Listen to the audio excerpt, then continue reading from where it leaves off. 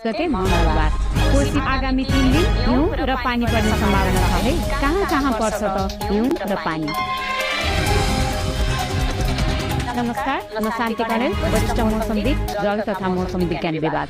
आज म यहाँहरू समक्ष 2081 साल चैत 26, 27 र 28 गतेको मौसमी विवरण लिएर उपस्थित भएको छु। चैत 26 गते मङ्गलबार कोशी प्रदेशको पहाडी तथा तराईका क्षेत्रहरू, यो सँगसँगै बागमती प्रदेश, गण्डकी प्रदेश र लुम्बिनी प्रदेशको पहाडी क्षेत्रहरूका थोरै ठाउँहरूमा हल्का मेघगर्जन चट्याङसहितको पानी पर्ने सम्भावना रहेको छ।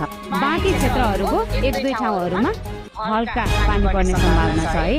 त्यसै गरी हिउँको कुरा गर्नुपर्दा देशको उच्च पहाडी तथा हिमाली क्षेत्रहरूको थोरै ठाउँहरूमा हल्का हिउँ पर्ने सम्भावना छ।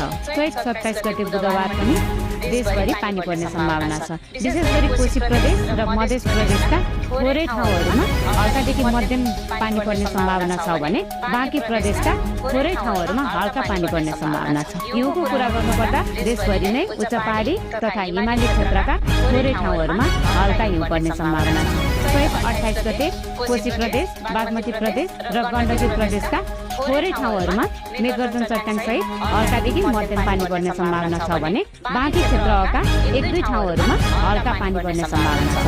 हिउँको कुरा गर्नुपर्दा देशभरि नै उच्च पहाडी तथा हिमाली क्षेत्रका थोरै ठाउँहरूमा हल्का हिउँ पर्ने सम्भावना छ। पश्चिमी वायु, स्थानीय वायु र बङ्गालको खाडीबाट भित्रिएको पानीको कण सहितको हावाको प्रभावको कारणले यस्तो मौसमी अवस्था देखिएको हो। मौसमबारे थप जानकारीको लागि जल तथा मौसम विज्ञान विभागको वेबसाइट र सामाजिक सञ्जालहरू हेर्दै गर्नुहोला।